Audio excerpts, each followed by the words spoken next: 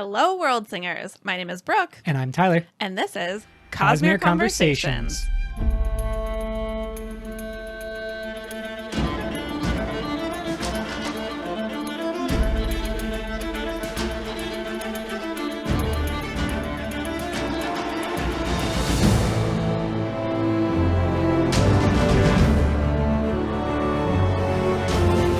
Hello again, everyone. It is fantastic to have all of you here for another one of our very special interview episodes.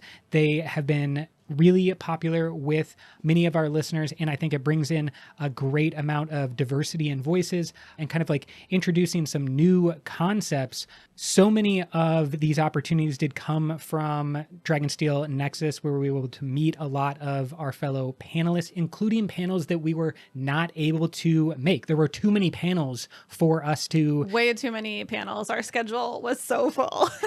And because of that, there were great opportunities, great presenters, people who were incredibly capable that we wanted to go to. We had like highlighted and were unable to do so back in December. And then we were like, wait, we have a podcast. We can just invite. Talk to people. Exactly. We can just have these conversations. And that's why I'm so happy to be able to introduce Krishna as well as Paul, who were on the Rhythms of Rashar panel at Dragonsteel Nexus 2024. And this is going to be all about music theory. And we have so much excitement. We've kind of been building up this episode in our head for a long time. Yeah. So it is wonderful to have both of you on the podcast. Krishna and Paul, thank you for being here. Yeah, thank you so much for having us. I'm excited. I just am floored. It's been so fun to be able to discuss both Cosmere and to be able to bring music into it as well. Just can't wait. Yeah, I'm so excited for this conversation. We did come to your panel at Nexus, but we could only be there for like maybe half of it, like 20 minutes or so before we had to like run off to do some other stuff. So I'm stoked that we're going to get a kind of private showing of your panel, and I can just pepper you with all of my ignorant and inquisitive questions.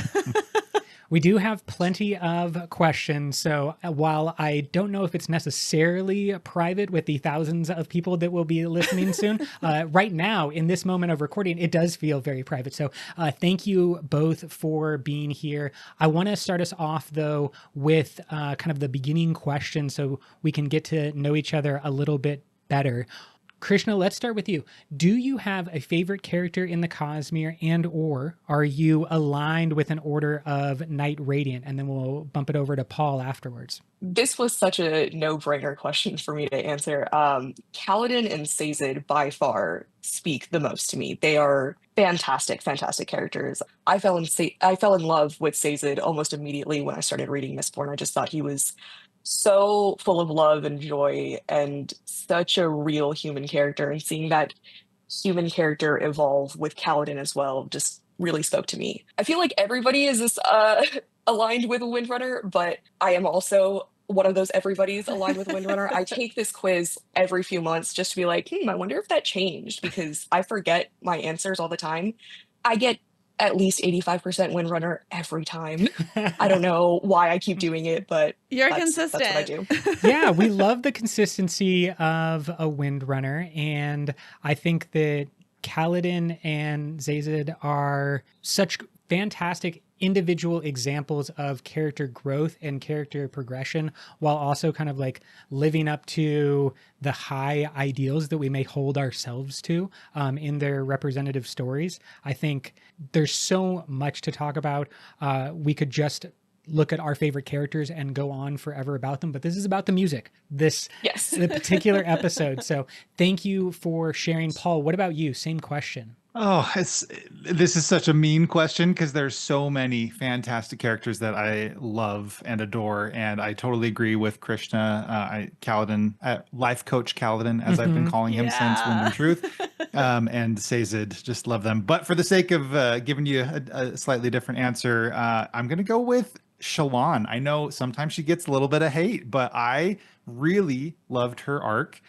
Even in Words of Radiance, I know some people were annoyed with what she did, but I just loved her development. I'm an edge dancer leaning Lightweaver, so Ooh. I resonate with Shalon. Yeah, Quite a bit. Paul, you and I are the same. I also am an edge dancer who leans Lightweaver. So I Yes. feel it. Yeah, we are not Shalon haters. We are, pretty much universal character lovers.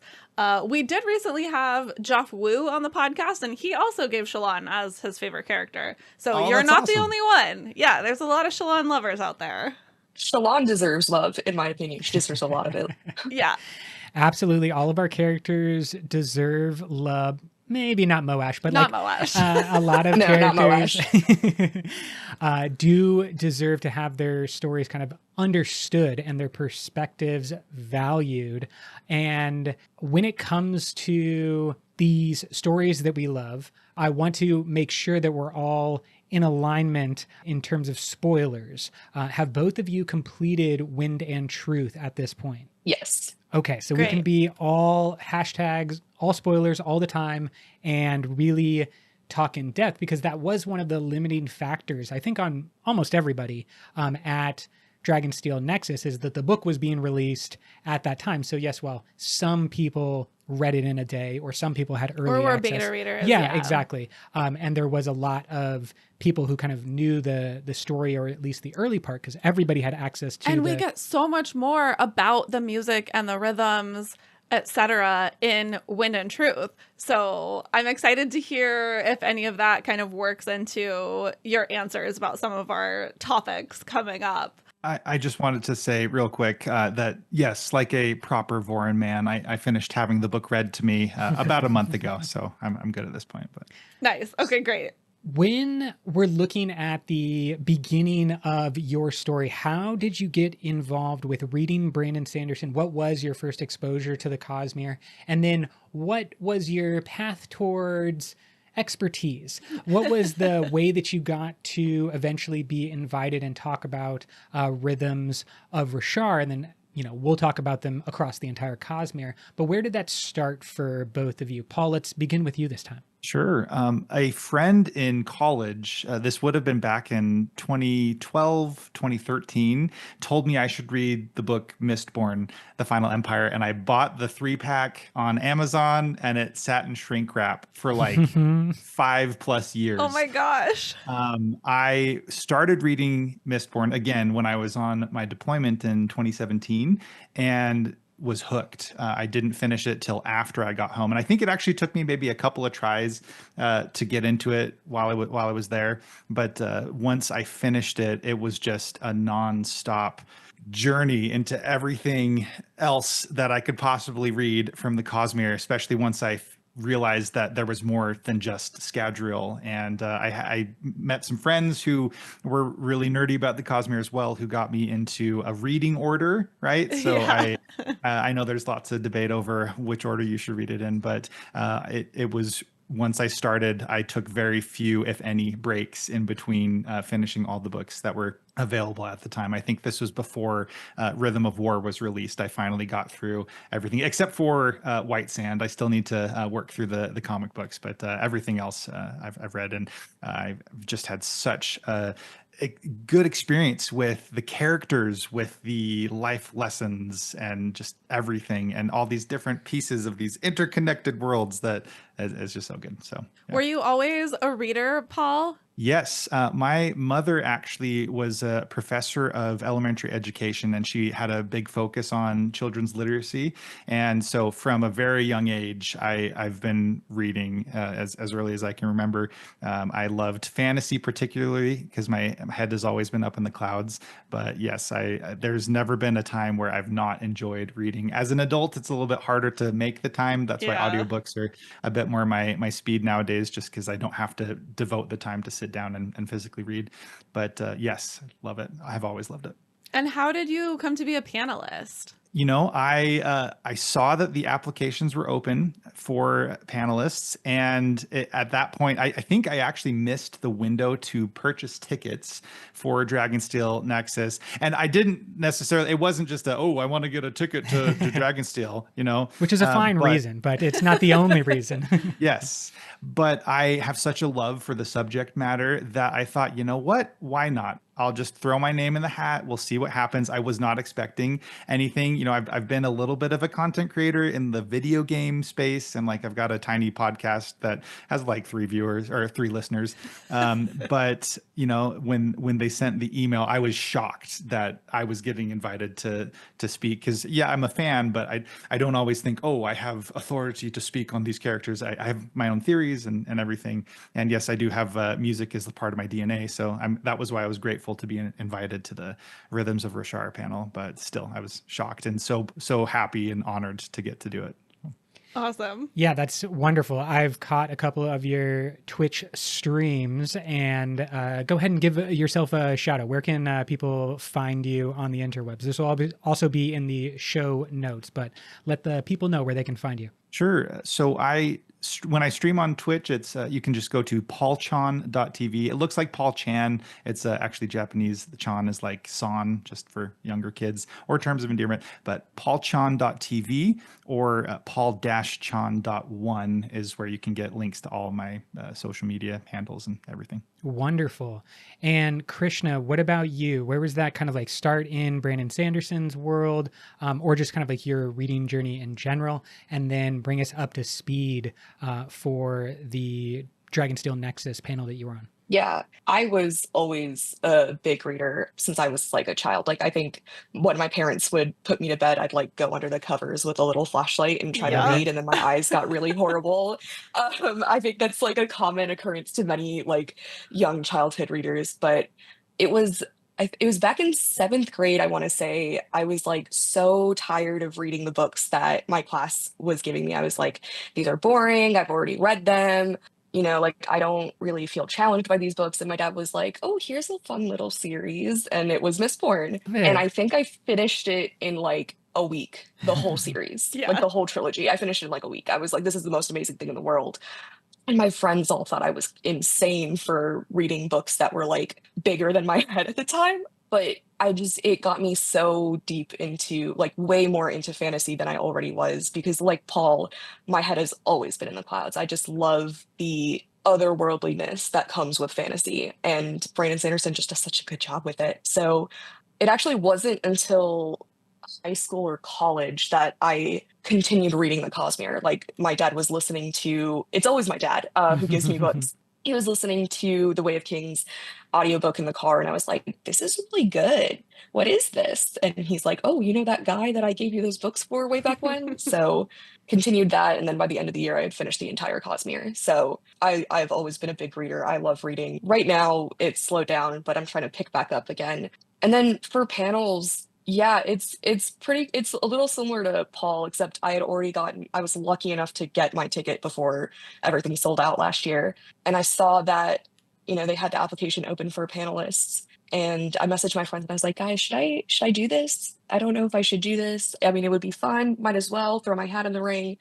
And the only real topic I could come up with was music in the Stormlight archive. I've been playing music since I was 4. I used to be a music major. Really big passion of mine is music, and I really love the Cosmere. So yeah, might as well. So when I got that email saying, I was part of that panel, I was part of a couple other panels, but like that was the one that I was super, super stoked about, the most excited to work on. So yeah. Hands down. Yeah. I mean, the other panel that I was on was fun, but the Rhythms of Roshar, it was a special experience. There were so many people in the room on the same page, musicians and Cosmere fans, just in a beautiful harmony, you could say. So it was so great. Yeah. And I feel like it's such a little niche too. Like, oh, I get to talk about 2 of my really big passions, like music in depth, not just like surface level, like music theory and books, specifically the Cosmere. So it was just this beautiful like amalgamation of two things I really, really love. Yeah, that makes total sense. It already feels like winning the lottery when I meet another Cosmere fan. And then if there's another like Venn diagram, that you can share with someone, like, wow, what a special thing. So I hope that Yeah. we can use that panel that you were both on together, and maybe some of the listeners now were able to attend, but we'll kind of like use that as a stepping stone for the rest of our conversation. Because I think that when it comes to music in general, obviously that's a binding factor for all of humanity. Basically, every culture has a deep and rich history with music, with rhythms and song. It's incorporated into their religions. It's incorporated deep into their practices of history and their societies. And of course, it's also unique, but at the same level, music is so commonly practiced and so widely understood. Like a group of people all dancing together, regardless of the music that they're dancing to, everybody gets it. Like those humans are happy and they're dancing. And I think that that's why in fantasy so often the song or the poem is held up. I mean, in the past, just songs were written as histories and as their stories, but they were done in song and passed, by one generation singing to the next. We have that on display very directly with the singers as Rashar's native people. And then the complexity starts to exist about the humans that are coming over, but the humans become part of Rashar in the same way that the shards themselves, honor and cultivation, invest themselves on the planet. The humans kind of become part of this music-based planet. Yeah, I was going to say in Wind and Truth, we learn what we've sort of suspected before this book came out, which is that the planet is created specifically around music and around math and art. And this has always been something that's confusing for me as someone more on the like artsy end of the art spectrum. Math doesn't really make sense to me. Like science, numbers, don't get it.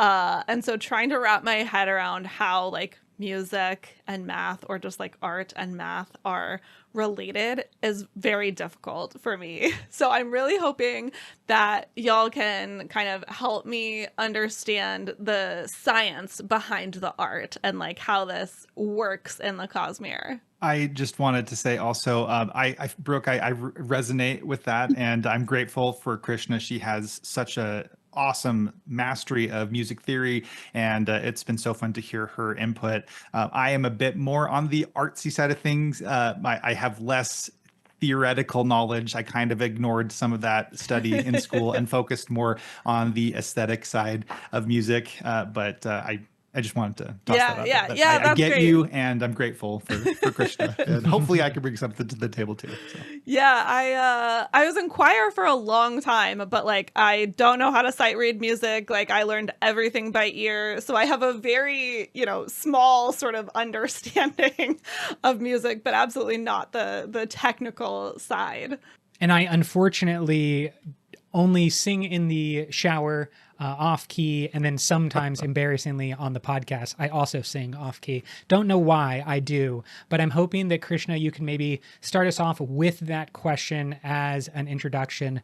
What does it mean to you when you hear that Rashar was made by Adonalsium using music, and through that music trying to represent a mathematical nature of reality? How would you help us understand that? I'm actually going to bring some science into this as well. So, like, throwing a third thing in there. But I don't know if you guys remember back when NASA posted this, but they were like, oh, this is the sound of the universe. And Yeah. they like had recorded the sound that like different celestial bodies make. And first of all, it was actually the most haunting thing I've ever heard in my life. And I still have nightmares about it. But when I read that and When in Truth, that's how I kind of conceptualized it. I was like, oh yes, everything kind of everything resonates at its own frequency, which is also why, if you play a certain tone, or we have that thought that like if an opera singer sings a certain note, they can break glass. It's because if they hit a certain frequency that glass is vibrating at, it'll shatter. So everything actually has a natural frequency that they vibrate at, which I think, again, is still how I conceptualize how this whole creation kind of came about of like, yes, let me find a few frequencies that kind of will create exactly what I'm looking for, which in itself is not like, is it just similar to grabbing a few notes and a few rhythms and kind of creating your own piece of music? But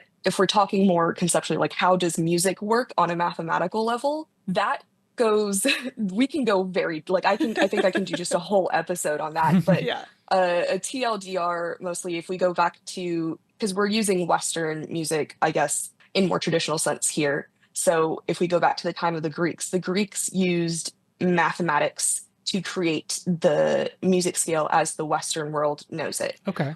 They used it based on ratios, and I believe it was Pythagoras himself that came up with the concept of how to create the musical scale that we have. It's why we have very specific frequencies for certain notes. And so, yeah, just at a very high level, that's kind of like how we have the note system that we have today. Got it. So it was kind of like, were they sort of trying to create pattern or like a rubric of possible frequencies to make it like easier to talk about them?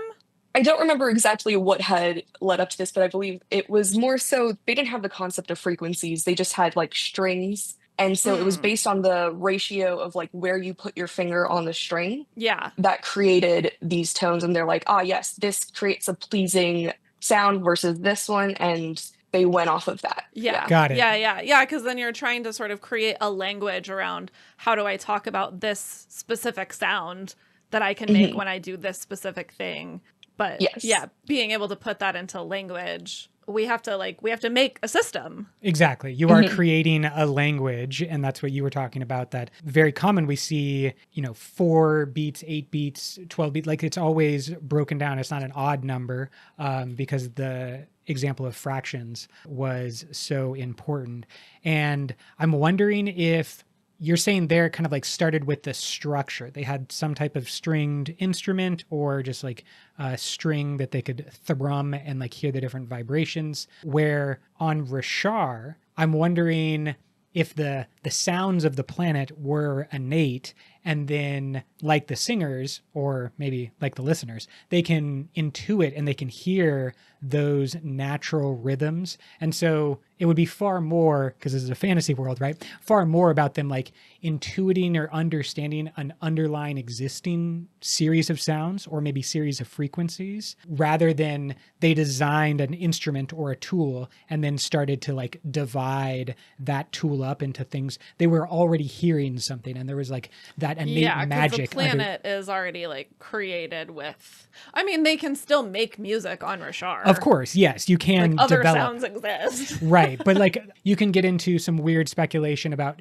how much does this revert back to known factors of our world. How important is frequency? As Krishna, you mentioned that vibration of celestial bodies makes a sound, or does it make a tone? Maybe that's what we should do. Could both of you help us understand the difference between rhythms, tones, frequencies, pitch? Yeah, Just there's like a few different words I feel like that are used throughout, especially the Stormlight Archive, that I don't know if I fully know what the differences it's like I are. should know them, and so I can't ask at this point. It's too embarrassing. So I'll just invite you on and ask you directly. Help us understand, and we might also weave in some examples as our guests are talking as well, so that the listener can really get a good idea of what they are speaking about. Paul, do you think you could start us off? Feel free to pick one that you feel comfortable with, and then just let me know how you would define it. I'll go with rhythm because I feel like Krishna, I just in chatting with her had maybe a more technical explanation for what like a tone was, but a rhythm without using the word rhythm in it, I would say is kind of like the metronome that keeps everything together, whether it's a song, it keeps it on beat, or rhythm can be also in like a story, like the rhythm of a book you're reading, right? And so I feel like rhythm is like a pattern or a metronome that just helps keep everything in line, whether that's a predetermined line or order of the universe or whatever, or just the flow. Or Question about rhythm. Does it have to be equal, I guess, the whole time? Like, let's say the rhythm is, one beat every second. Is that a rhythm? Or can a rhythm also be like 4 beats per 1 second, and then a space for 3 seconds, and then 1 beat every 5 seconds, and then a space, and then like back to the original pattern? Does that also count as a rhythm? Sure. Yeah, there's lots of different rhythms, lots of different ways to make rhythms, lots of different patterns, right? There's syncopation, which I'm not great at explaining. I could recognize it if I hear it, right? But yes, to your, or if you, I can't remember if that was a yes or no question, but yes, there's lots of different ways to do it. I am something of a budding musician, like I might have mentioned before, and I have so much fun playing around in my DAW or digital audio workstation, where I will kind of just click out, like, here's the bass drum, or here's these different drums, and I'll just play around with it and listen to how it sounds with like on every beat or maybe on the off beat. And I have a lot of fun doing that. Yeah. When it comes to rhythm, one that I think would make a lot of sense is that everybody has a heartbeat, right? I think all mammals have heartbeats. I don't know how insects work or whatever. You but don't think they have hearts? I don't know how they work. They barely are. They're exoskeletons. I don't know what's going on on their insides. But there is the rhythm of a heartbeat, and for, very generically, like 60 beats per minute. And it's supposed to be very stable, right? You're not supposed to have huge fluctuations. Though everybody fluctuates a little bit. It's not supposed to be always swinging across in normal, peaceful settings.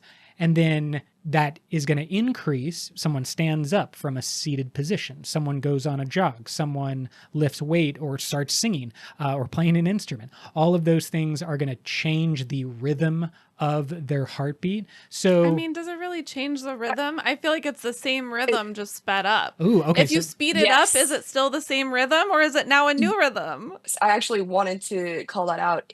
I think you're getting tempo and rhythm mixed up. So Interesting. tempo would be like the actual heartbeat, I think, is the best way to explain tempo and rhythm. But like 80 beats a minute, that's a tempo. That's the time, how many beats you will have in a minute or in a second or whatever you want it to be. So that is a tempo, and the rhythm in that tempo will change. So the actual rhythm of your heartbeat is the ba-bum, ba-bum, ba-bum, ba-bum. And so you'll have a certain amount. So that's like one ba-bum would be like a 1 beat. So you'll have 80 ba-bums a minute. So the actual rhythm of your heartbeat is ba-bum, ba-bum, ba-bum. Got it. Okay. One thing I wanted to mention with this, I love that the heartbeat got brought into it. If you remember Kelly Clarkson's song, Heartbeat Song, she wrote that based on the heartbeat of her unborn child at that point. And okay. If you look into it, that are behind the scenes, that was kind of where at least the rhythm or the tempo of that song came from. And just as a funny side note, every time I've been with my wife, when we're not currently expecting, but when we were expecting children, every time we'd go in for a doctor's appointment, I would record the beats per minute for the heartbeat, just thinking someday I'm going to use this to write a song, just like Kelly Clarkson did. Oh, that's so sweet. Hasn't happened yet, but it's going to happen. Exactly. Just wait. Yes. Just look for that new release by Paul-chan in like 5-10 years. I would love to hear that. Yeah. Okay, so that certainly is helpful. And if we want to continue falling back to heartbeats as an anchor point for us, as we kind of continue to look at some of these other terms that are very frequent, because I just used one, frequency. What is a frequency versus a tone? Or are they the same thing? Does a frequency make a tone? I don't know. Help me understand. Yeah, actually, I'm going to take a few terms since they kind of get confused quite easily. Yeah, so go let's for start it. with let's start with pitch. Pitch Okay. and frequency actually go quite hand in hand. So frequency is just the speed of the sound waves, right? In hertz. Okay. That's your frequency. It's the sound wave. A pitch is a particular frequency. So in Western music, right, we have in the regular A note, which is 440 hertz. That is a pitch. 440 hertz, that is a pitch. That's also a note. A note is just a named pitch, Oh. which, like I said, is an A. So 440 hertz is a pitch. It has a name, A, that is a note. Okay, that's great to know. I never knew that. Fun fact. Yeah, we're going to learn so much here. And I hope that other people are interested, but if they're not, I don't care. I'm going to learn so much. Yeah. So tell us more. This is What's going next? to take my Cosmere scholarship to the next level. That's where we are hoping to go with this is give us the foundation, help us understand music theory, which could obviously be applied to Earth as well. But then we're going to move into a conversation about bringing the Cosmere in as well. So Krishna, please continue. Is it B? Yeah. Is B next? I don't know. I don't have all of the frequencies memorized. Usually we circle around A. That's kind of like our home base when it comes to frequencies and tuning our instruments and everything. But the next term I would like to talk about a little bit is tone, because tone can mean a few different things, right? Tone can sometimes be used for timbre, which I know is a word that we are kind of familiar with in Cosmere as a name. But timbre is, I guess, how you would describe what a sound sounds like. So like some people will be like, oh, the color of the sound, or like, oh, that sound was very pleasing. That's a timbre. So like you can hit a triangle. Is it sharp? Like, did it feel like a ping? Did it feel like, how long did it ring for? Was it, timbre is such like an. Is it kind of like, obviously you could play an A note on a variety of different instruments, but it's always going to sound a little bit different. Like, is that the difference there? You could describe it as a different timbre? Yes. So Okay. like on a stringed instrument, like a note will probably sound a little bit more warm or deep because you get all of those lovely overtones with it. Whereas on like, let's say a trumpet, it'll sound more bright because of the brass instrument just makes the sound more bright. So that's kind of the timbre, which you can also use tone to discuss timbre. It's just the quality of your sound or your pitch. Okay, that's helpful. So can we imagine the different tones of Rashar as like being played by different instruments? Does that sound reasonable? I would like to say so. I was just going to say that like tone can also be synonymous with note. So it can either be like the quality of the sound or it can be note. It depends on what you want to use it for. Yeah. It's both. So not only can it be different instruments, I do agree. I think each of the shards themselves bring a different sort of vibe, hence all of their different names. So I think it is safe to say that each of those tones that make up Roshar have a certain timbre to it. And it is described a bit in the books, like Odium's tone is more discordant than the others.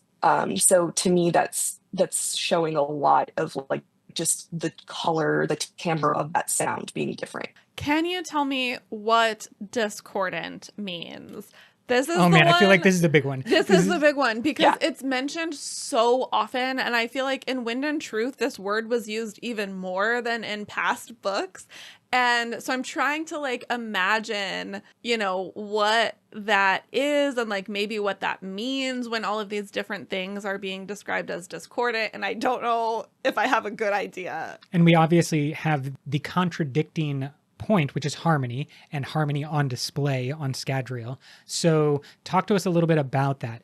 You can use harmony as an example and then describe discord. Is harmony the opposite? I don't know. That's what I'm saying is like if we can talk about those, because I don't know if it's correct to link those as my brain has linked those. And so again, you might be changing all Cosmere theory. Because disharmony is also a word. Is disharmony the same thing as discord? This is why we brought you on. So please help us out.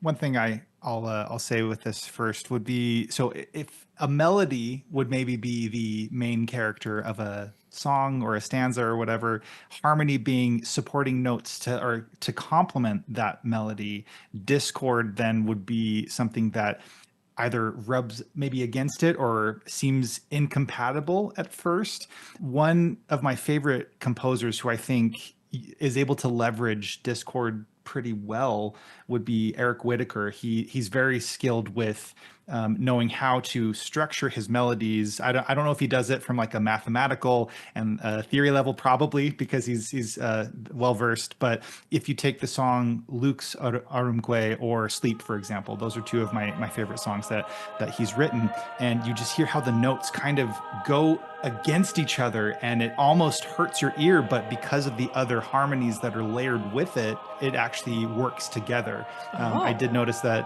if as you're listening to some of these portions of the songs, ultimately the discord will kind of resolve into, I don't know if it's like, if you would call it a major key or just the discord comes in and then it goes away. So I don't know if that's just because discord isn't always pleasing to the ears, but it can be effective when used correctly. But it's interesting that you're saying like harmony and discord can exist at the same time in the same song. Yes, yes they can, because they're playing off of melody. So as you said, like melody is the main character, and then there's harmony, things that are harmonious to that melody or things that are discordant to that melody.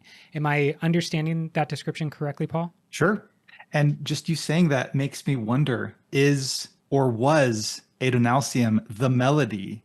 And then post shattering, perhaps that's where a lot of these notes or tones came into play once that original melody was kind of separated. That's very interesting. Okay. So like, or was he more of a conductor organizing in the way in which these tones were being played? I think there's a lot that we can unpack with that one. I didn't even think of that until you said it. Yeah, and honestly, that just kind of came to me too as we've been doing this discussion. See, this is why I love collaborating with other fans, right? Just because I wouldn't have necessarily come to that conclusion outside of this discussion. That's awesome. Yeah, totally. I love that distinction and that concept that we have the true tones, which maybe could be synonymous with the word note. So that's like a single note that's being struck by honor, and that's honor's note, cultivation's note. Odium's note is said to be more of a discordant one, but I don't know if that's discordant to honor and cultivation's notes, or if it's discordant to the melody of Adonalcium that like kind of pre-existed to all of these other shards. That's the thing. It's kind of described as both. But I feel like the sometimes descriptor it's is specifically described as being discordant with like the rhythm of honor, especially in the book Rhythm of War, when they're playing with these two tones and frequencies together. But Odium's tone is also just by itself described as being a discordant tone. Is that possible? Can something be discordant without being like compared to something else? I love that you brought in Rhythm of War because I kind of have a lot of beef with the way Love it. some of the musical aspects of it are written. And I think we talked a little bit about it on the panel too. Correct me if I'm wrong there, Paul. Specifically what you are speaking of, like there's a little bit of liberty taken with rhythm and tone in Rhythm of War. It's still a little bit easy, like it's still kind of understandable at what Brandon Sanderson was getting at, and I still understand the overarching concept. But as somebody with a background in music, I'm just like, ooh, this is because like we said, like Paul had said, I think a lot of what makes something discordant is the context.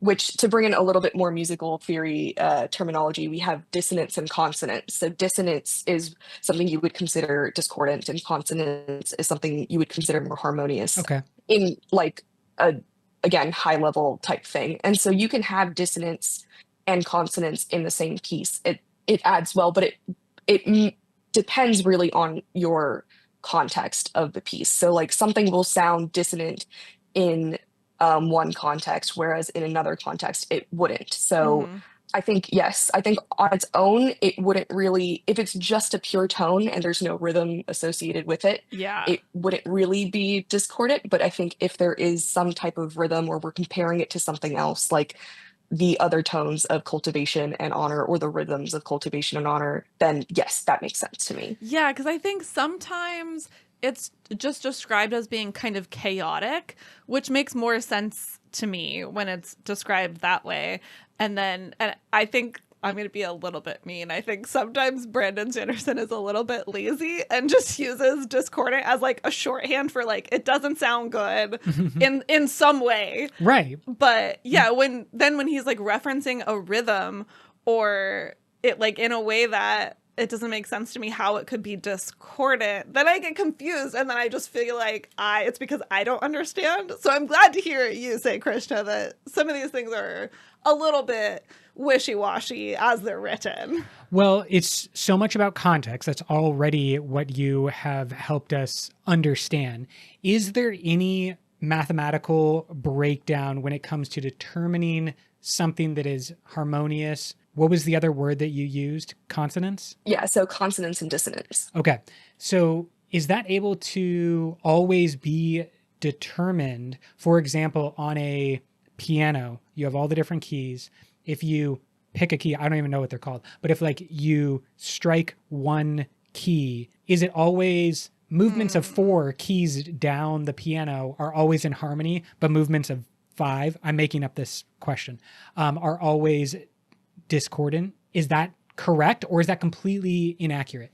You are talking about one of my favorite things in the entire world, and that is intervals. Intervals. Okay, Oh. what's an interval then? An interval is basically you play 2 notes, and so you have like, say, the C and the D, right? They're Mhm. just right next to each other on a piano. That is a major second. If we're playing a C natural and a D natural, that is considered a major second. So that's the interval between the 2 notes, the space between the 2 notes. That will always be discordant, major seconds.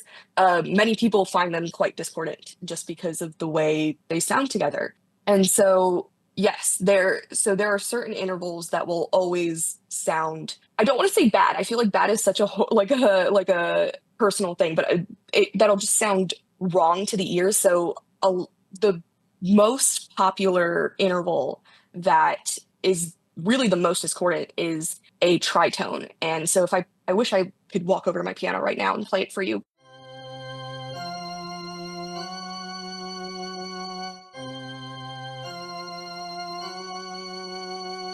Tritones historically, especially in church music, have been considered the devil interval Oh, interesting. because it sounds horrible. And if you know Dance Macabre, the piece Dance Macabre, that opening bit is tritones they're playing. So there are certain intervals that just sound not great. But in certain cases, you do want that tritone because even in Dance Macabre, even though it doesn't sound like it's supposed to sound unpleasant, but it kind Right. of sounds like it works. And you kind of like, oh, but I like it.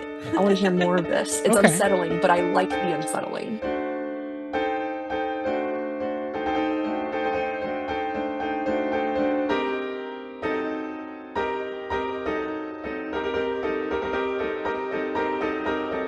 And that's a huge important aspect of music, is this cultural influence, because what you just described is like there is a specific tritone that was then heard by someone in the church's past, and they associated that with what they heard, and they said that's the devil. That's the devil in music, or the sound of the devil, and it is bad. And then when I bring that into music, I'm only going to do it when I'm trying to represent this evil or this negative force.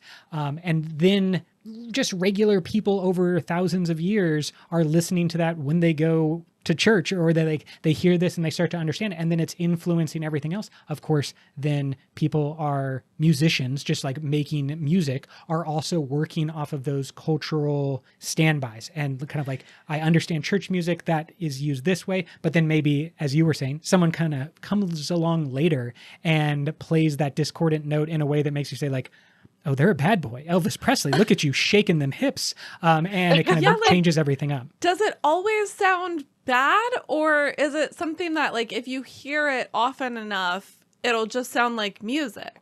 Yeah, I mean, it's really personal preference. I remember telling one of my music teachers, like, oh, that's a garbage interval. And he goes, no, it's not. It's one of my favorite intervals. And it was like a major seventh or something.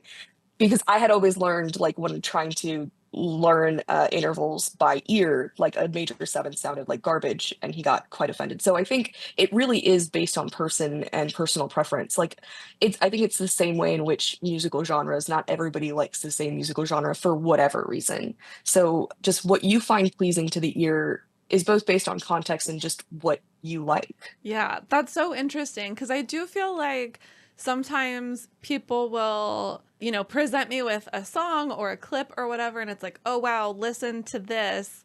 It's so discordant, or like this artist is using notes that don't usually go together. Isn't that wild? And I listen to it and I'm just like, it sounds like music. I don't get it. It sounds fine. I need to try and find the song, but when I lived in Japan, I had a buddy who showed me some music from Ryuichi Sakamoto, and he has some really discordant like portions of his songs. And this one, it was maybe, I don't know if it was like 8 or 9 notes that were super close to each other with a lot of like, white keys and black keys on the piano. And at first it sounded kind of funky, but then you let it hang in the air and you kind of heard some of those overtones, and it was beautiful. I'll see if I can find it. I'm not going to make any promises because this is like 10 plus years ago, but it was it was really neat to see that much both discord and or dissonance. There's an entire genre of music called atonal music, which doesn't usually have a key. It's just, lots of accidentals, lots of breaking the rules of music theory, really.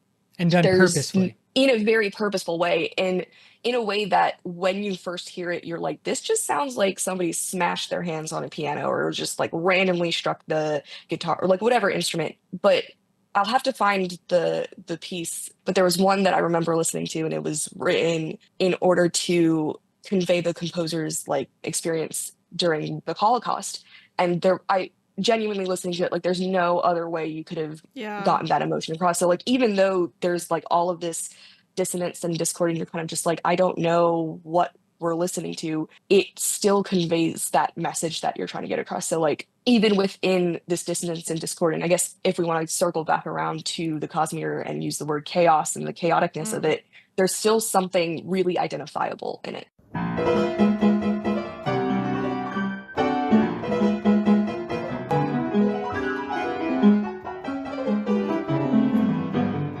Yes, because in When in Truth, Navani describes the experiences in the spiritual realm as possibilities sounding like tones that vibrate the wrong way, discordant until they become reality. And so, again, this is maybe where Brandon is trying to use a shorthand that readers can just have a basic understanding of to kind of understand something that he's conveying about the magic system in this fantasy world. But from what you're telling me, there's nothing wrong with a discordant note or a discordant tone, and they can even be used to convey a certain emotion or series of emotions. But Brandon does seem to be saying that like there's something discordant about the thread of a possible future in the spiritual realm. I'm combining Hercules now with the Cosmere. That happens from time to time. That kind of thread is vibrating in a discordant fashion, but if it becomes real, it like snaps into harmony, maybe with the greater Cosmere.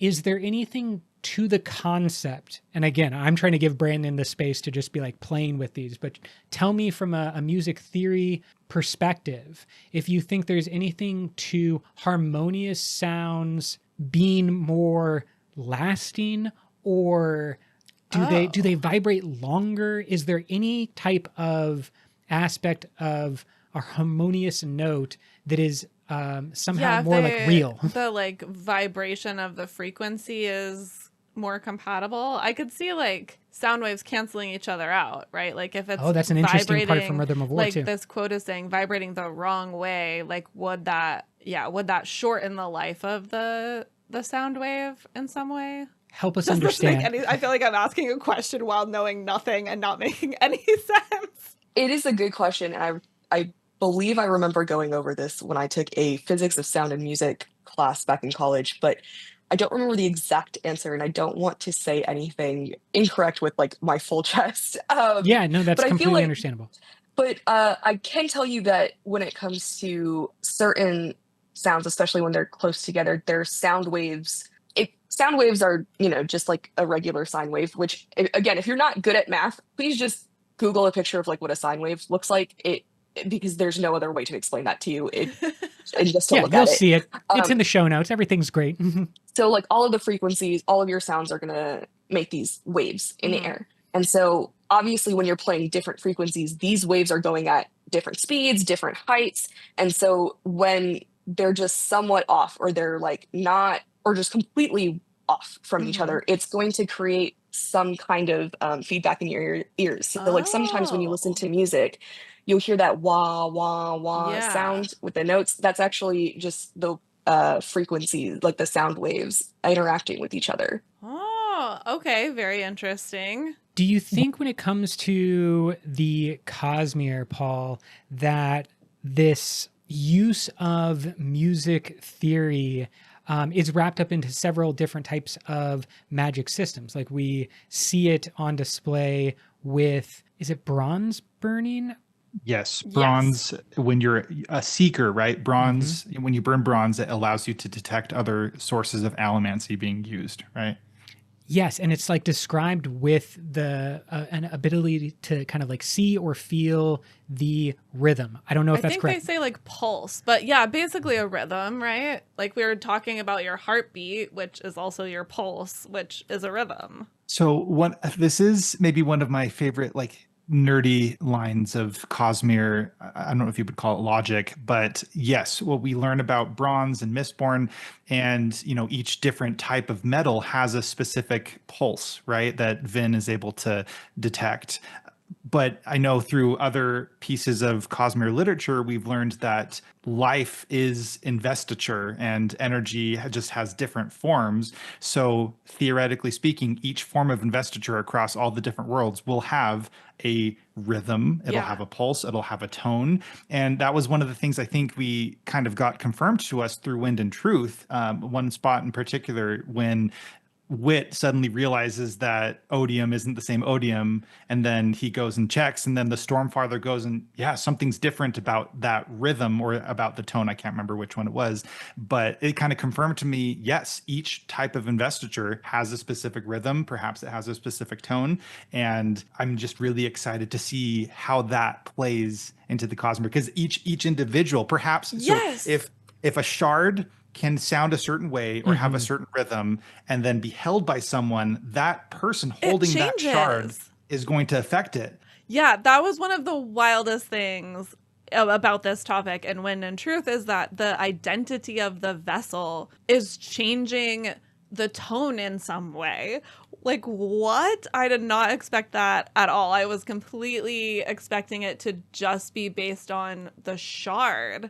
I'm fascinated about how this combination creates, like, maybe it's even just a subtle difference, but still, the fact that it makes a difference that is perceivable is incredibly interesting. Well, I'm going to try to take what you both have taught us today and apply it to that scene or that concept of Teravangian as the vessel changes something distinct, but the shard and the power of the shard is obviously the more overwhelming thing we've seen multiple times on display. Like vessels are not greater than the powers of the shards that they hold. So, do you think that this sounds correct?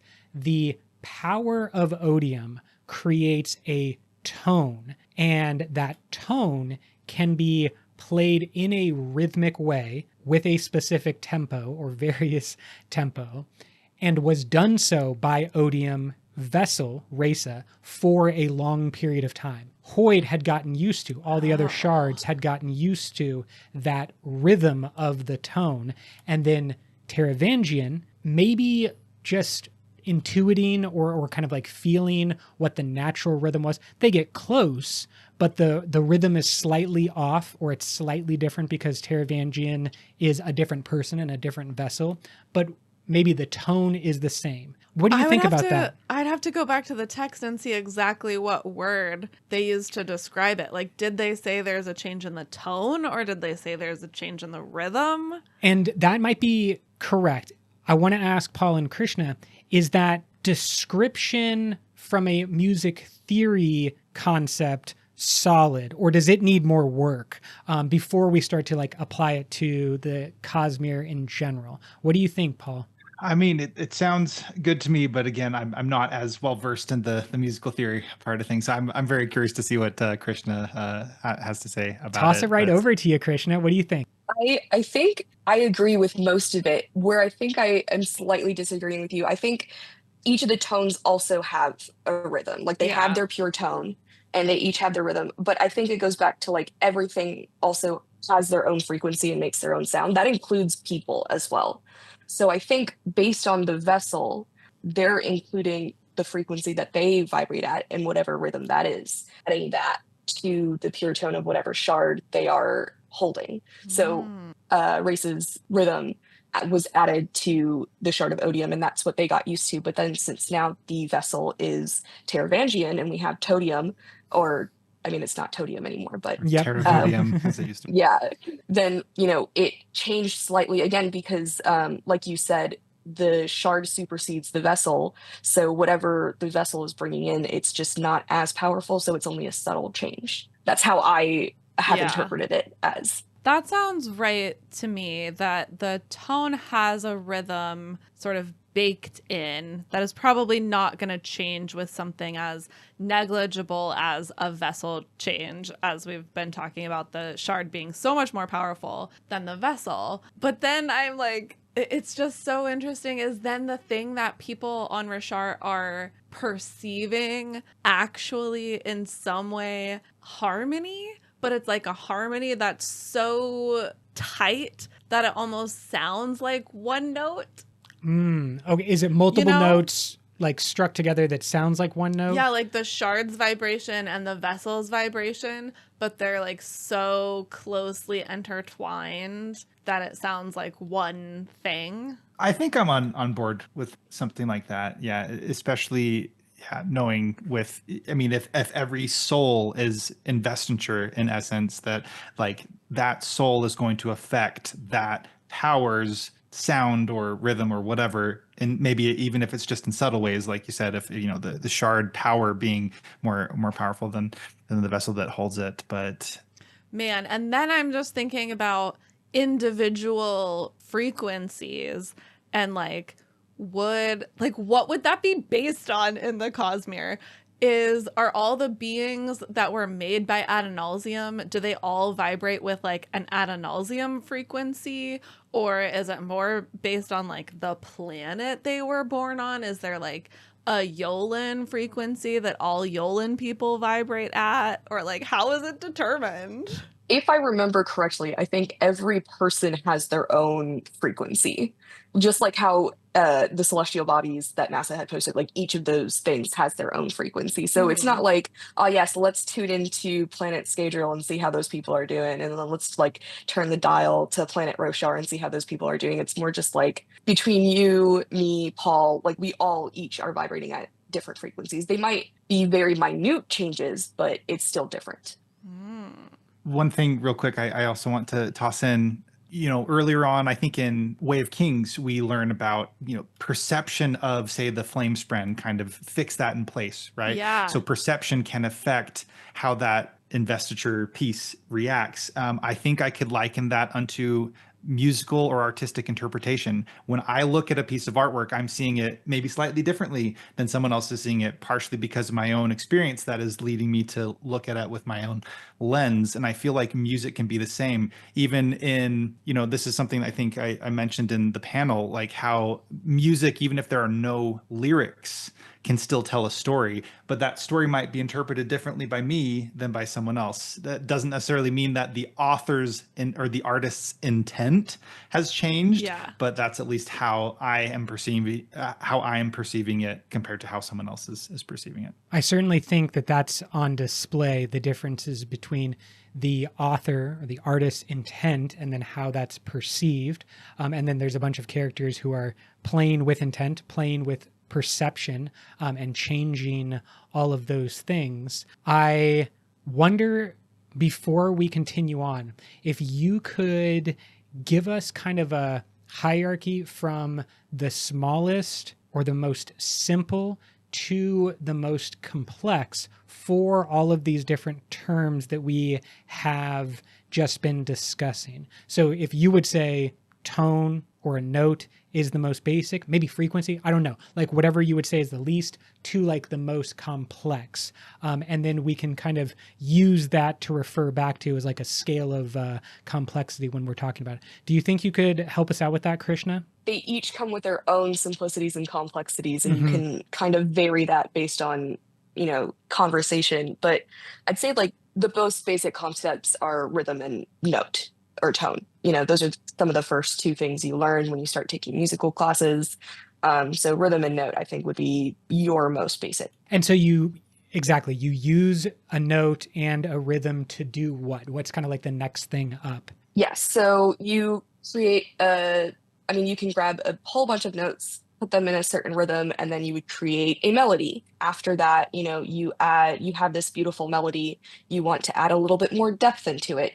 Say your melody is four measures, you want to add some sort of harmony to it. So now you have like this harmony that goes along with this melody. And so now you have four measures of harmony, melody, cool. And then you just keep building off of that to create your piece. I love that. I think that will be helpful because we are going to kind of discuss more of the theorizing and kind of push into some of the speculation in regards to how this applies across the Cosmere. And one of the concepts that we've talked about a little bit today is like these metals, when they are being burned, are able to be heard by a seeker or intuited by a seeker. Do you think that that's like different tones being played on different instruments? Like they're all metals, so they're all kind of a metallic instrument, but something like a flute, a clarinet, a horn, a French horn, like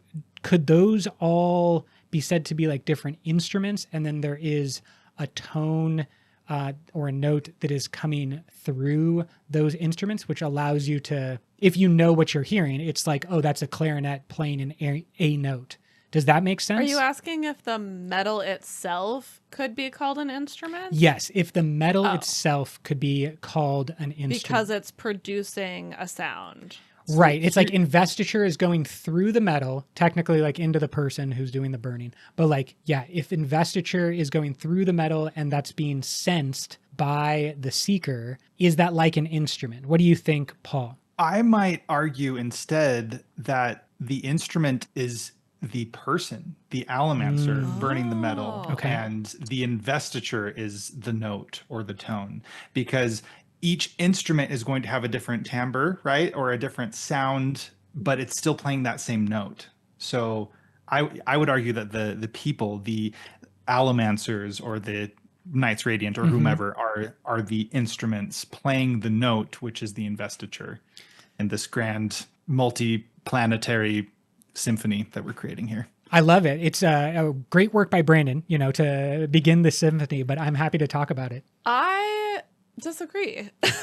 What do you think? Well, I'm thinking maybe the allomancer who is burning the metal would be like the person playing the trumpet, because they're like providing the air or providing the like catalyst that the sound needs to be produced. Bringing it into the Like, physical realm, a trumpet just sitting on your shelf doesn't make a noise. It does need a player. Yeah. So the allomancer would be the player, and then the metal would be the instrument, like a trumpet. And the trumpet makes, I guess it can make a bunch of different noises, but in this case, this particular instrument on Scadrial can only make one sound when the player blows into this metaphorical trumpet. Do you think that would maybe be like a flute with one hole on it, where the flute is just able to produce a single sound? And then obviously like you would have a different flute for steel, iron, so on and so forth for all of the metals. How does that sound to each of you? I actually agree more with Paul. I'm aligning more with Paul. Yes, I love this. Of course, This is perfect. the two experts are like, excuse me, you're wrong. This is great because we could never have this type of understanding. It would maybe just be like a cool thing that we said one time and just then moved on. So tell us why. What is so strong about that concept of the person being the instrument? I think we're thinking of it because it's metal and because instruments are made of metal. That's why we're thinking that the metal is the one that's producing the sound, which it is. But what's actually producing that like pulse that we can see, that seekers are able to see, is the person burning it. So in my mind, if we're going to liken it to some sort of musical thing, I would think more like singing. You know, two people can sing the same note and you can tell it's the same note. Whereas like when a seeker is looking at someone, they go, oh, that person is burning tin and that person's burning tin because, you know, that's because of the pulses that I see. It's not, oh, these pulses are within a certain like similarity. This is how tin looks. This is how copper looks, and so forth. So that's how my reasoning ends up being, that it's more like burning each of those metals produces a certain pulse or tone or rhythm, however we want to call it. And the person is the one that's actually doing that. Paul, what do you think? Do you agree with yourself? I mean, obviously, I agree with myself, but no, just some more things that Krishna said that I made me think of. If you remember, we have in what was it? In the Lost Metal, we have, that's where we kind of see this whole concept of jars of what did they call it? Pure investiture, Yes. which can be used by any allomancer or any Invested person. It can be used by any type of investiture, right? Yeah. And I can't remember exactly where I was going with this, but I feel like that kind of leads, or it kind of lends to that idea that it's like the people being the instruments. And there are, you've got mistings, you've got mistborn, you've got fairings, you've got feruchemists, and they're all just different people that maybe have different skills with different. Oh, actually, no. Or am I? Are you talking yourself out of your same point? I might be talking. No, I'm still going to go with what I said, but I think maybe I could see it. I could see it that way too, Brooke. Okay, so maybe like a Mistborn or a full Feruchemist is like the guy down at the train station who has all of the different instruments around them. He's like walking, playing the drums, hitting a cymbal, playing the harmonica. He's got his head like banging against a thing, and then also like strumming on a guitar here and there. They're able to, because of their diversity and their experiences and the different metals that they have, they're able to kind of like use investiture through all of these different instruments. But then if a seeker was viewing that person, they would still be able to pick out the specific instruments that was being played. Like, oh, he shifted to the harmonica, that's like steel pushing, so on and so forth. How does that theory sound? I'm just getting crazier and like taking us more and more levels up, because I want to break the system. I want to like understand where the edges are. I think I can get behind that. I still don't see each metal as a different instrument. I guess the type of allomancy that you do, like whether you're a full mistborn or just a misting, or we're a full feruchemist or just a fairing, like I guess could be considered like different instrument that you play, but the instrument you play is, like we said, can only produce one note. But yeah. Sorry, Paul, I think you're No, it's okay. I keep going back and forth with this, but if I was playing the violin, I'm not a violinist, but if I was playing the violin, I could use my bow or I could pluck my strings. It's the same note, just different technique. So I think human beings or individuals in the Cosmere, because Cosmere is filled with more than just humans. The user of the investiture is the instrument. They just maybe have a different skill to know how to play the different notes. They're maybe skilled at the note of bronze or skilled at the note of whatever that it is that they're using, the different types of investiture they're showing, but it's still the person, and maybe their soul is like the force that drives it. Sure, They're able to resonate with that type of investiture. Okay, that's wonderful, and I appreciate you both following me on the crazy train, because I want to bring us back to Rishar and to perhaps the most in tune group of beings that we see in the Cosmere, the singers. The singers have biological aspects. They have a gem heart. They have forms that shift and change, and obviously long history with both positive and negative versions of those form changes. But at the core of everything is their connection to the rhythms of Richard, to the true tones, of course, predating the shards, like we learned that very distinctly in Wind and Truth. But when it comes to the singers specifically, how do you maybe understand what they are hearing when we read something like Venli set it to the rhythm of the lost, or any of the rhythms that are used as examples? Help me understand like what that means when I'm reading that.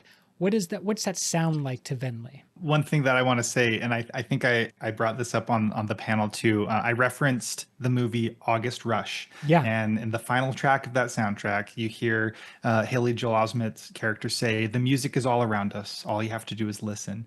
And so everything already has a tone, it has a rhythm, it is already resonating in the universe. It already has that sound. The listeners or the singers, depending on which subset we're talking about, have maybe that innate ability to hear it without, say, the need to burn bronze. Perhaps Exactly, they are yeah. just more able to hear the natural rhythms that are going around. I would perhaps posit that if Venli were able to make it to Scadrial, she would probably be able to hear when someone is burning metal or someone is using their ferrochemical abilities, because perhaps that's just that. Maybe that's a question that if I get the chance to ask Brandon a question, I might ask him that. I'm very curious. Yeah. Would Venli or her people be able to hear other types of investiture, not just the natural rhythms and tones that are already just there on Roshar? Yeah, Or just maybe asking like, what would a singer hear if they went to Scadrial? I could see the answer being no. I could see it being maybe their connection to their planet keeps it Yeah. such that that's all that they can hear. But I feel like, I mean, we've seen that connections can be forged. If Nomad can have a connection forged with Canticle, then perhaps, who knows? Maybe the connection is part of it. Maybe it's not. Maybe it's just a skill that the listeners have. I don't know. So many questions. So many questions. I have a feeling that might get Raphoed depending on how the Cosmere continues to grow, but I would love to know that answer. That's such a great question. Write that down, put it on your list, ask Brandon if you ever get the chance. And of course, you're welcome to speculate wildly, and we'll just make it canon through force of will. I think there has been some confirmation, though, that the way that singers and listeners speak to the rhythms was inspired by like real stuff on Earth. I don't know what that stuff is. Do you but know I think any of that those there's connections? like examples that we can look to of like similar situations. Yeah, so I actually had to look this up because I was really frustrated with rhythms and like I was a little bit frustrated with rhythm before. I won't lie with the description of rhythms and stuff. But I was like, what is he talking about? And I did notice on 17th Shard, shout out to the people, like really quickly, shout out to whoever keeps up with 17th Shard. You guys are amazing people. But I did notice that 17th Shard cited in Ask Me Anything back from 2015, I think it was, in one of the Reddit thread, that he was kind of inspired by Hindu chants for the singer and listener rhythms, which I thought was really cool because I'm Hindu myself. And so once I read that, I was like, oh, this is actually all just It all really makes sense now. to me. Yeah, I'm like, I know exactly what he's trying to say. Okay, because when you're saying Hindu chants, the only one that I'm familiar with, and this is incredibly white of me, but is from Battlestar Galactica. They had the Gayatri mantra that was used. Is that considered a chant? Is that more of a mantra and like it's made us into a song almost in that setting?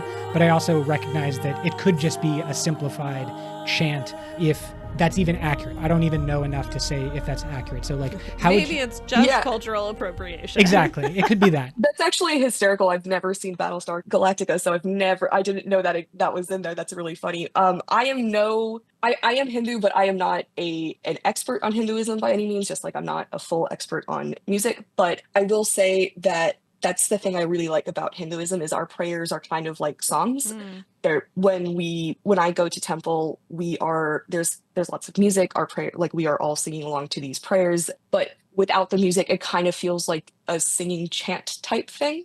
I don't know the Gayatri off the top of my head, but I do know another one if you would like me to recite it for you, Oh, of just so you course. can Yes. have. Yeah. So it goes Gurura Brahma, Gurura Vishnu, Gurura Devo Maheshwara, Gurura Sakshat Paro Brahma, Tasmai Shri Guruve Namaha. So it is a simple prayer, it's a mantra, it's a chant, it is called a shloka, but that is kind of how we do our prayers. And so we'll have like a little book of different like shlokas or mantras, and each of them have a certain rhythm that you kind of follow along to, and no one really writes them down. You kind of just like hear them at the temple and you're like, okay, that's what you sing it to, and no one writes the notes down or anything, but you just sing it enough and you kind of know it. So Mhm.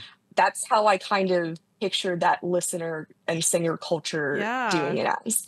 Okay, so in that example, you were using some Sanskrit words, and of course, the words can be put into any order or to any rhythm, but it's the connection to the rhythm and the pattern and flow that would make it into a mantra. Is that correct? Is that a correct understanding?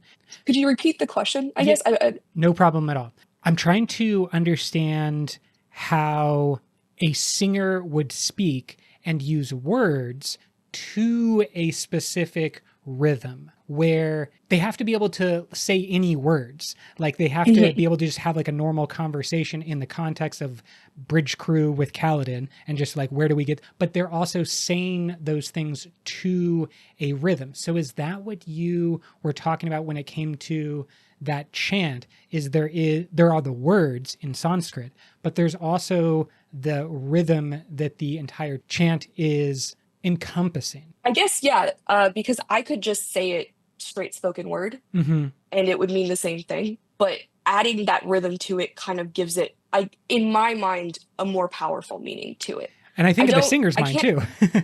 yeah, I can't explain exactly. I think just the same way that a singer or listener won't be able to explain exactly why a certain rhythm is exactly the rhythm of the lost, or the rhythm of, why am I forgetting all of the rhythms? I'm just going to keep saying rhythm of lost. That's totally fine. I don't exactly know why it is this rhythm that we chant it to, that we sing it to, but I know what I've tried to do it to other rhythms. I know not every person will sing this one to the same rhythm either, but when I hear other people sing it to different rhythms, I'm like, that's wrong.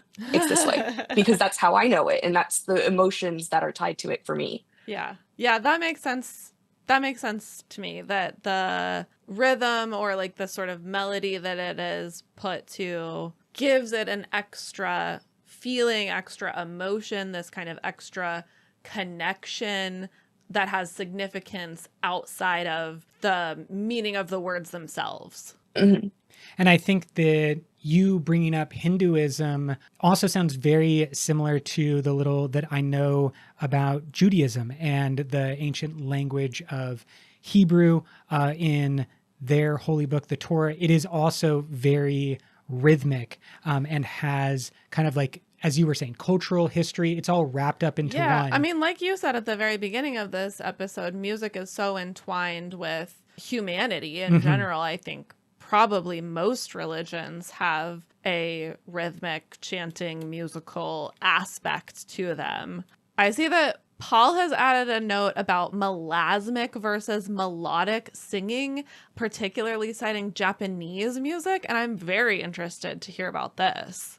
Yeah, and I'm not an expert with this by any means, but as I was preparing for a different podcast project a little while ago, I stumbled upon this word melasmic, and I think if you take, say, most music, at least, I mean, with exception, I feel like much of the music we listen to nowadays, each syllable has a note. That would be melodic singing, in that you have like a melody that each syllable lines up with. Whereas with certain types of Japanese music, particularly enka, or it's like an old maybe ballad format, or some other types of music, you have notes that you have syllables that span different notes. One Is example. this like a Beyonce ending where she goes like, ah.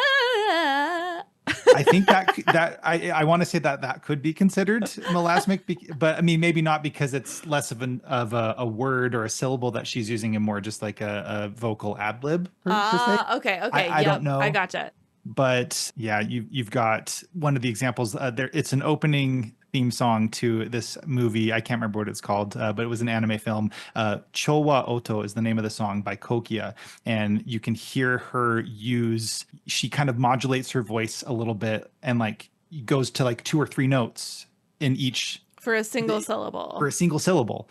And I thought that was just a really interesting piece. I don't know how, I'm not sure if that's, necessarily relates to some of what we were talking about, but it's a really interesting concept. Yeah, it is interesting to think about how a different rhythm would change words being spoken to that rhythm, and like any shifts a singer would have to make the rhythm and the specific words like fit together. And something both with what Krishna was saying, what she shared with us, and also I remembered my experience living in Bahrain, which is it's close to Saudi Arabia. If you're not familiar where that is, it's a tiny island. But you have the call to prayer that is broadcast throughout the city multiple times throughout the day, and inviting you to come back for prayer. And I was thinking about it as I was listening to Krishna, and I wonder if I were to say my words, it has a certain amount of reach, it has a certain amount of impact. If I were to add music to it, if I were to add like a melody to it, I feel like it could carry further. And so I wonder if maybe that's part of why, say, the call to prayer is given a melody as well. Perhaps that helps it reach further. And I don't know if I think sometimes my voice is a little bit soft, and so I'm maybe a bit more softer spoken. But if I sing, You got to I sing feel more, like Paul. I feel like my voice can carry further. So perhaps that's part of the intention behind mantras or prayers being put to music, to help reach further, or perhaps to help solidify the concept, because like you talked about before, music can tell a story too, not just like the words you're saying. Yeah, I certainly think that there is a physical distance that you are talking about through 3-dimensional space. And so you're saying like your voice or the call to prayer can spread further. I also think the one very obvious example is through time, where of course song and music has the ability to travel better through time than the spoken word. What are you talking about?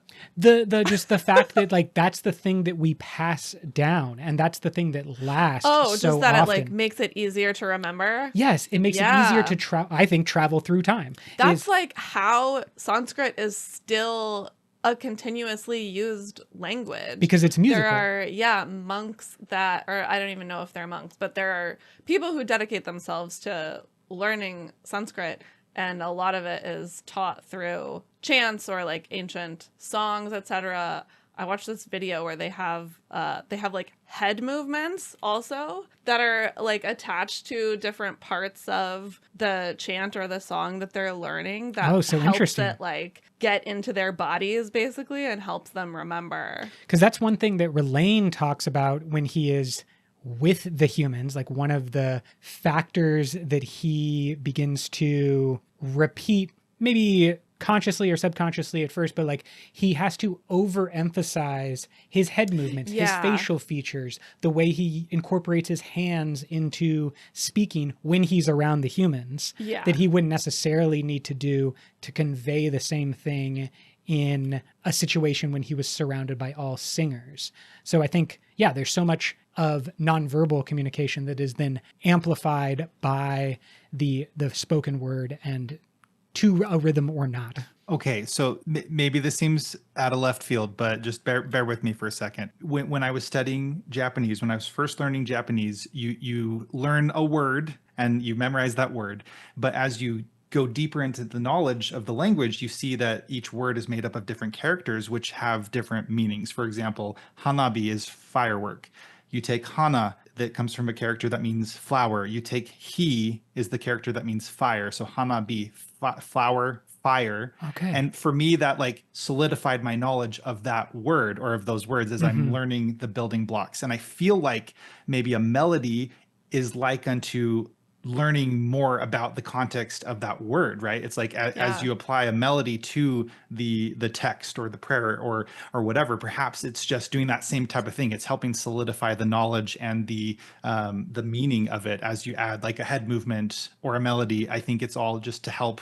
Maybe it could be considered like partially a mnemonic device, right? Yeah. Just to Certainly. help you learn better. Sorry, I really like that. I actually think it's the opposite way. I think the music actually brings out the emotion that we're trying to verbalize.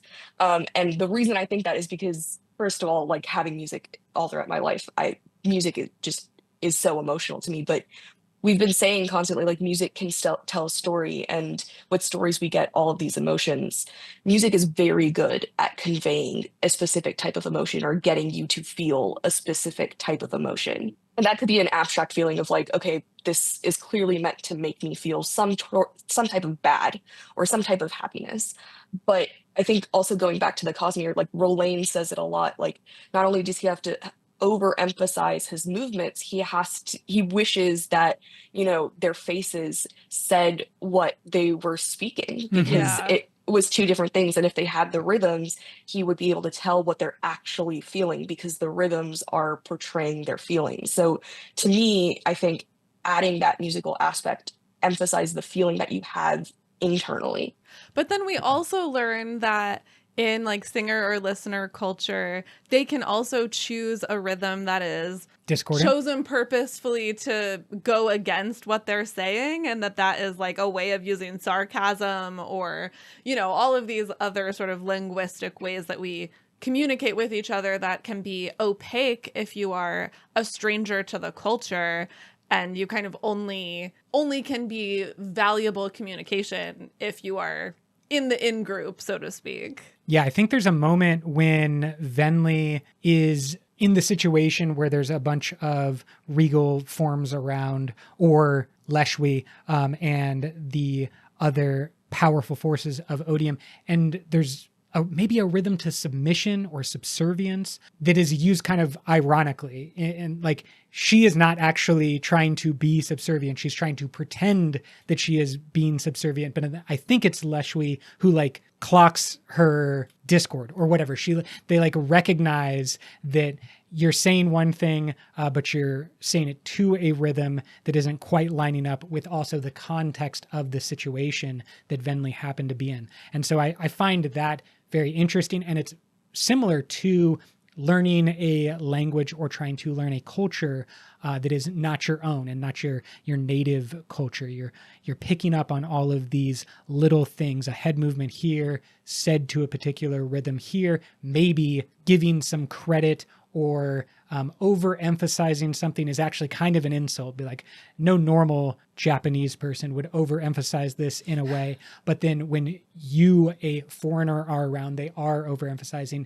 And like, I think that happens in every culture and every language to a degree. And it's just about like the context as well. So much of what we've talked about today is like applying everything to a specific context. And I hope that we can translate that to a very specific person or individual, but really, I guess, a whole radiant order of the light weavers, because I find light weavers so interesting. I know that we have a couple of Lightweaver adjacent people. Yes, I was just going to say Lightweaver adjacent. Love that. And so for a light weaver, they are able to manipulate light and sound with the single surge of illumination. And so can you talk me through a little bit about light and sound as kind of like the same thing or corresponding things? I mean, to be fair, this is are fantasy. Music people and not physicists, so like we can't expect them to know about light waves. No, it's cool. You're just going to know everything that I need to know in this moment. Give me your best interpretation. That's all I'm asking for. I did a little bit of homework because, you know, I was like, I'm curious. The difference between sound waves and light waves. If I understand correctly, sound waves are mechanical and need a medium to be conducted, whether that's gas like oxygen or water or something solid, and you can hear vibrations through a solid object. Whereas light is electromagnetic and doesn't need a medium. So Got if you it. think about it, I know that quote from Alien: "In space, no one can hear you scream," right? Yeah, Because yeah. there's no oxygen, there's no medium to conduct sound. But light, because it's electromagnetic, because light waves are electromagnetic, we can see light from the stars that are billions of light years away, right? I don't have as much of a problem with light weaving being able to handle both, partially due to something I learned at the Litwi convention I went to, Life, the Universe, and Everything. It's a really good convention for writers held in Provo. But I went to a panel or to a class on physics for creatives. And one of Nice. the things they talked about was it's okay to break the rules of physics because you're writing fiction as long as you do it consistently. Yeah. And I don't have a problem with that. Like, I mean, some people might. And one of the things they mentioned, which is funny to me, as I've been hearing, Krishna talk about certain things with Rhythm of War that she was frustrated with. One of the things they brought up in that class was, if you're writing for a certain audience, but there are going to be experts of a topic that are going to read your words and they're going to be like, I don't know, that's not quite right. But you can get away with it if you do it well and, if you're consistent about it. Also, I do know that like one big difference between light and sound is light can be modeled and explained both by waves and also particles. Yeah. Sound is just waves. It's just sound waves. What does that mean on a fundamental level? I Yeah. could not tell you. I don't know. This That's is very about fair. the extent of my light knowledge. I think that's wonderful, though, because the medium being the defining factor, sound waves need to travel through a medium, light waves, because they are actually different. They're not the same thing as far as none of us being physicists understanding. That is kind of like the real world separation. They're not the same thing. But the application that we talked about at the very beginning of NASA looking at celestial bodies and giving us a sound, the sound is obviously needing to travel through a medium. NASA does not have a gigantic microphone that they're pointing out. I mean, maybe it does. Maybe How did they they do. get it? I don't know. Maybe Because they have a big microphone. I think this is the important part, is like, yes, they might actually have some big microphone that is out in space, on the back of the Hubble, that is actually picking up whatever it can. But I think what is happening is that they are interpreting light waves from the celestial bodies and assigning those light waves a sound frequency, and then they are presenting that as this is the sound that it would make based on the light that it is displaying. Yeah, it's the sound that the light that it emits would make. We don't actually know if that's like the sound the planet would make. Is that the only sound that a planet can make? No, I think it... Correct me if I'm wrong, and someone on the internet is definitely going to correct me if I'm wrong. So tell me all about it, fans, how I'm wrong. But if my understanding is correct, then it's very similar to what is done when we see beautiful displays of clouds of gas across the solar system or throughout. Oh, that they like color it. They colorize afterwards. it. Yes, they colorize it based on what data they are getting. But it's not as if there is a floating green and blue and orange gas cloud. The gas cloud doesn't have color. It's emitting something else, radiation in that case. And that's what's being interpreted. And then you're translating that to color on the one hand or sound on the other. Krishna, is that your understanding, or have I completely gone too far in that original interpretation? And it is just a giant microphone that they had out in space. I actually don't know. And I probably did at one point when it first came out, and I just can't remember it now. But I actually, thinking about it, I do believe that is correct, that it's some sort of other data that they do process, that they are able to obtain, and they are mapping that to a frequency, in which case some of my previous words might be wrong, but that's okay. That's the fun of the podcast. Yeah, exactly. Well, it's certainly, when applied to the Cosmere, going through the fantasy filter, and the rule of cool applies, and none of us are real world physicists. So there's a lot of leeway that we have. But I think that question about for a light weaver, maybe that's how we can think about it is, yes, they have the ability to, through their surge, kind of create light, and then through their surge, that manipulation that happens is given one extra layer, a medium to travel through. And it's kind of like we're already translating their intent and their magic into light or sound. And it's just then the sound would also be going through the medium that is necessary to transmit it to whoever happens to be seeing that light weaving. It seems like investiture would count as a medium. Investiture is a medium. Wouldn't investiture just be the energy? No, because like a light weaver can create a creation of light, basically, of just a glowing orb of investiture.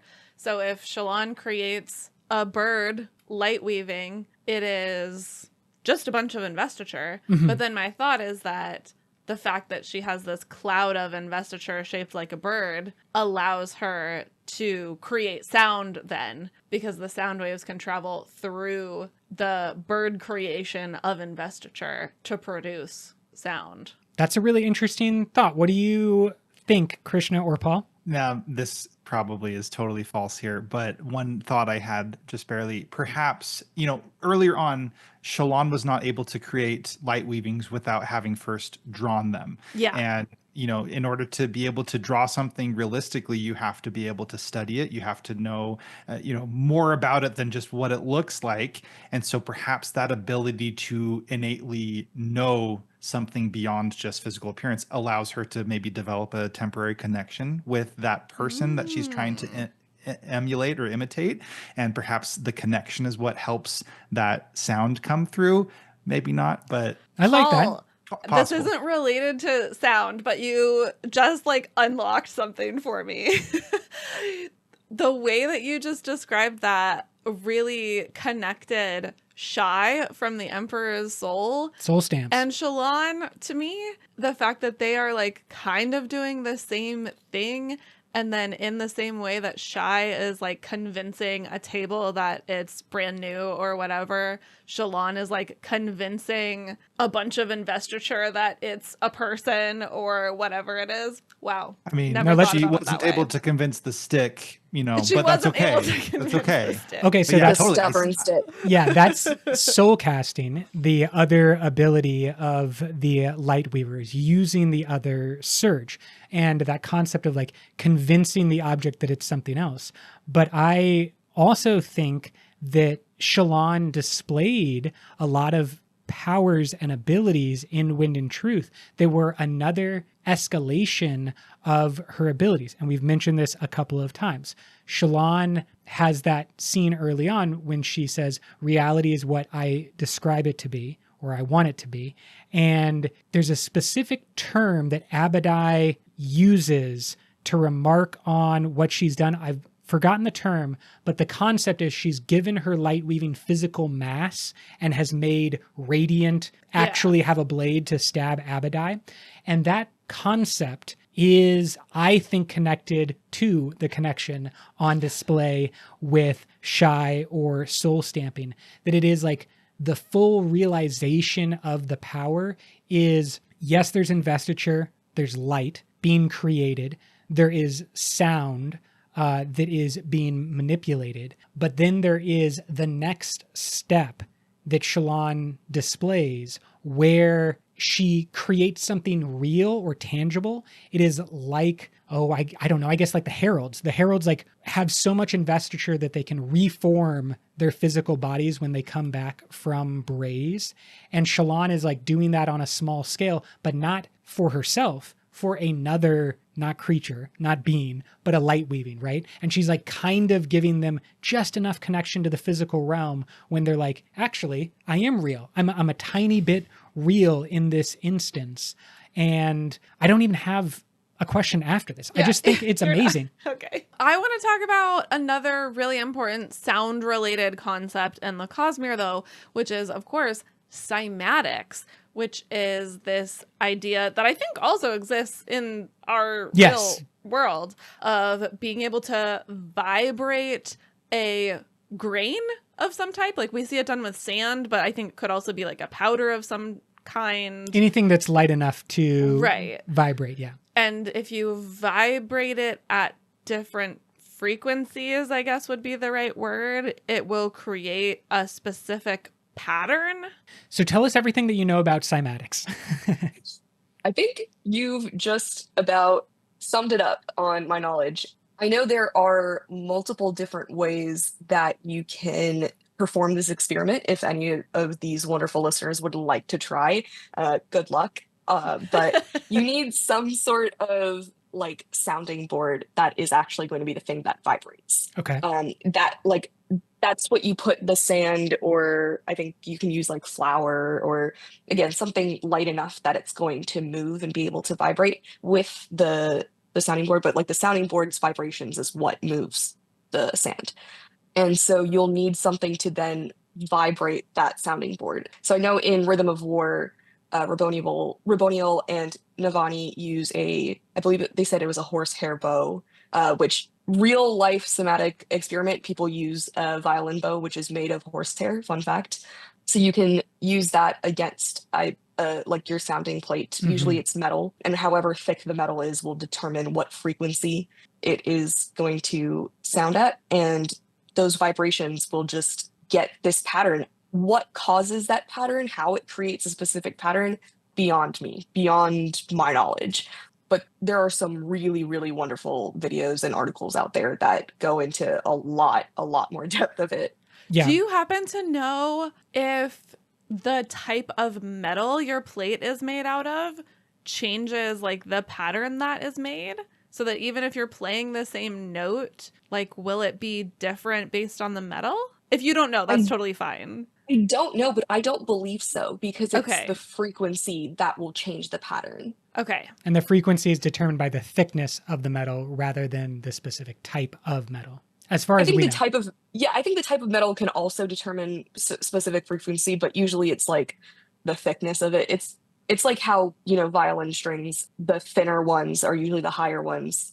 So that'll vibrate at a higher frequency because they're thinner and so forth. So if you have a thinner plate of metal, you'll get a higher frequency versus a thicker plate of metal. This just brings up so many questions related to a lot of the things that we've been talking about on this episode about like how different frequencies combine. We've been, of course, specifically talking about metals on Scadrial and sound on Roshar. So even though we don't know the way that this works in real life, I feel like it brings up a lot of interesting things to think about in terms of the Cosmere. And I'll just put that out there for our audience to be thinking about. Tell us all of your ideas. Yeah, Paul, do you have any further thoughts on cymatics? Is there any other examples you think exist throughout the Cosmere when music power is on display?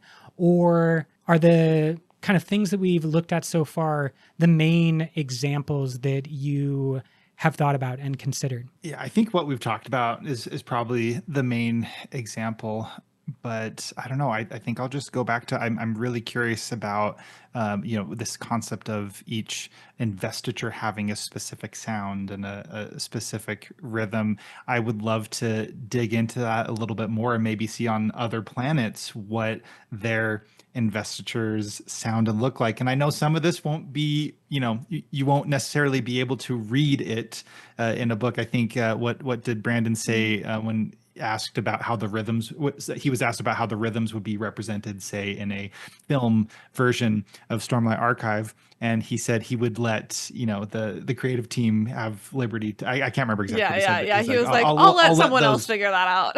I'll let the sound designers work on that or whatever. And, but I would love to see descriptions. Perhaps we will see some of these interactions in future books with people who, even if it's not bronze, seekers, maybe we'll see some of these other rhythms and tones come into play, because if he made such a big deal out of it on Roshar, which, I mean, yes, of course, Roshar was designed from mathematics and art and music in mind, but there has to be another connection or another way to view other worlds through the same light. This has been absolutely amazing. I think, as per usual, it has only opened up the door to more questions and more theorizing that is possible. I would love to get a better understanding and a better understanding of Brandon's understanding about what he envisions the music theory across the Cosmere. Is that a Rashar specific thing? Does it apply to every planet in a way? If Adonalsium created Rashar out of magic and music, is that true for every pre-shattering planet in the Cosmere, or are they all kind of created in a different way? Is mathematics at the core, but then not through music is another planet created, but just a builder's block, a kind of like pyramid that's very regimented and organized in a kind of like strict piece after piece after piece, linear fashion, and eventually you have a nice pyramid at the end. Is that one planet out there that we haven't seen? I don't know. But what I've loved from each of you are the perspectives that you've given us on those foundations across music theory that help us better understand the Cosmere. So thank you both for your expertise. I know we've put you in a lot of difficult situations as well as crazy theorizing that I ask everybody to keep up with me on. But are there any other factors or interesting tidbits that you wanted to make sure that we mention before we sign off? Krishna, I'll start with you. Is there anything else that's still on your mind? I think the only thing I still wanted to mention was the concept of pure tones. If we could do Yes. that real Yeah. quick. Yeah, tell me about let's pure do it. tones. So pure tones are a little bit different. They're an actual concept we do also have in the real world. It's not just something that you'll see in the Stormlight Archive. Musical notes, like we've been talking about, have overtones, and Paul and I have mentioned them every now and then. And an overtone is just another resonant frequency above the tone. It'll just resonate as you hear the frequency of the actual note.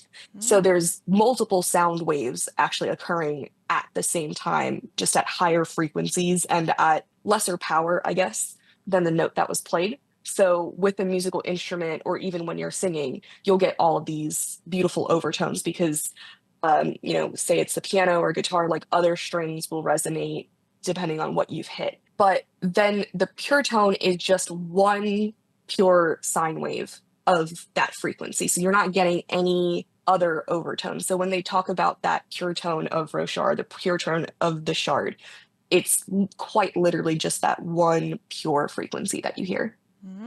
That's great to know. Yes. And so the resonance point is created, or excuse me, not the resonance point. That's a Cosmere specific thing. The resonance, the music thing, is created because of the variation in the instrument or the singer's voice. Is that correct? Kind of. It's like if you play the piano, right, Mhm. and you play one key, you'll hear that note, but you can kind of hear some of the other strings also vibrate in resonance with it. It's kind of similar to that. Like that's kind of how you can form the concept of an overtone. Because Right. the string that you hit is vibrating, but then those vibrations are kind of hitting the strings next to it. That's my So question. then those strings are like making a little bit of noise, but Yes. you didn't actually like Strike. hit that string. So it's a function of the context. Once again, is like the reason that you're getting an overtone is because there are other strings. But if there was only one string in isolation, it was the worst piano ever, and you just had one key that you would strike, would there be overtones still? Yes. Got it. Okay, very You would interesting. still get overtones because this is a physical structure. So eventually the energy that caused that string to vibrate in the first place Yes. will start to wane. And so that string will it'll still be the same Yeah. frequency, but it'll just start getting smaller and smaller and smaller.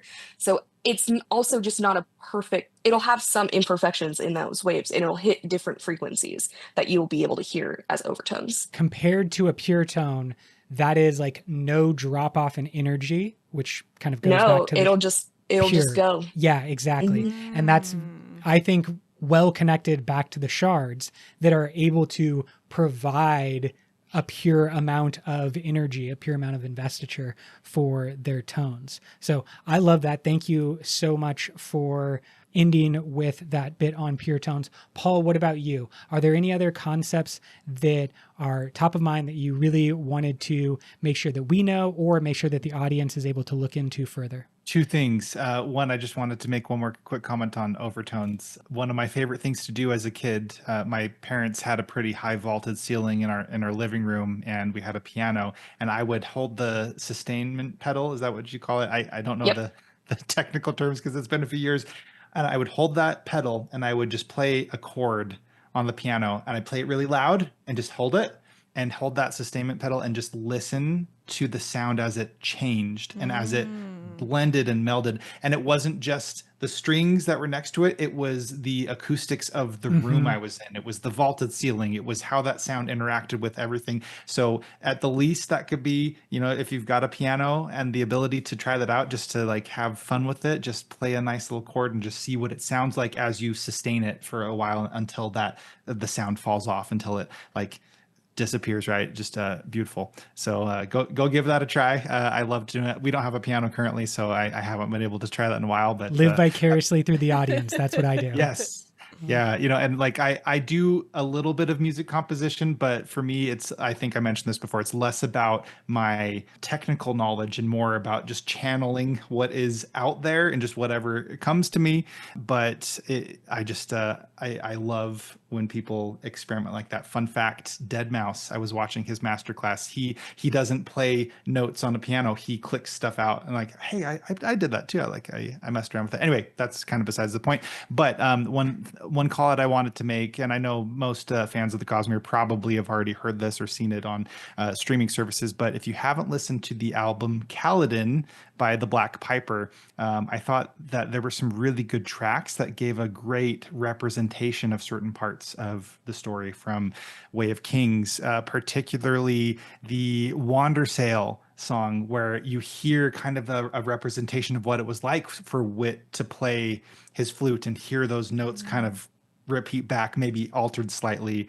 And now, as we know from Wind and Truth, it wasn't just the music, right? Exactly. That was the wind, carrying that melody again. And but other favorites, I don't know, just Storm Blessed has to be one of my favorite songs from that album. So if you've not heard it, go give it a listen. It's fantastic. Yeah, we completely agree. If there's anyone in the audience that hasn't listened to that album yet, definitely get on it. Well, I think that is a fantastic place to wrap it up. Paul and Krishna, really appreciate both of you sharing your expertise, sharing so much knowledge. I feel like I just got a master class on music theory, but I was able to do that in the form of the Cosmere, which is what I love best. So you were the perfect teachers to me. I hope other people were able to gain a little bit of insight and maybe make some new connections on what's going on throughout the Cosmere. I want to give each of you an opportunity to shout out your socials for anyone who would like more from you. Krishna, where can they find you on the internet if you would like people to find you on the internet? Yes, I am on Instagram as the Cryptid Reader. It's cryptid with a K. It's mostly just about books I read, and I'll probably end up starting to talk about music on there too. But that's where you Love can it. find me. And Paul?